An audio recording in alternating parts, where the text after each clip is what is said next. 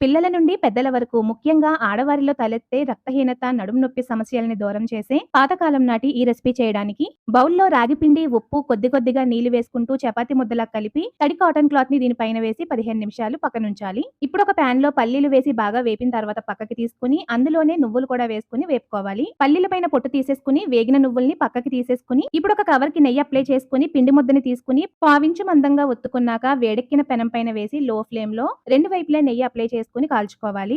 ఇది రెండు వైపులా కాలడానికి 8, 10 నిమిషాలు పడుతుంది. ఇప్పుడు ఇవి ఆవిరి పట్టకుండా ఇలా గ్రిల్ పాన్ పైన పెట్టి చల్లారనివ్వాలి. ఆలోపు పల్లీలని పల్స్ మీద ఇలా పౌడర్‌లా బ్లెండ్ చేసి బౌల్‌లో వేసుకొని నువ్వుల్ని కూడా సేమ్ పౌడర్‌లా బ్లెండ్ చేసి వేసుకోవాలి. ఇప్పుడు ఈ రాగి రొట్టెల్ని కూడా మిక్సీ జార్‌లో వేసుకొని పౌడర్‌లా బ్లెండ్ చేసుకోవాలి. దీంతో పాటు బెల్లాన్ని కూడా కలిపి బ్లెండ్ చేసుకొని బౌల్‌లో వేసుకొని 1 టీ స్పూన్ నెయ్యి, కొద్దిగా ఇలాచీ పొడి వేసుకొని ఇప్పుడు దీన్నంతా ఉండలు లేకుండా చేత్తో బాగా కలిపి ఇలా లడ్డూల్లా చుట్టుకుంటే పాతకాలం నాటి రాగి చిమిలి రెడీ. వీటిని ఫ్రిడ్జ్‌లో 10 రోజుల వరకు స్టోర్ చేసుకోవచ్చు. రోజుకొక లడ్డు తిన్నా కూడా చాలా హెల్తీ.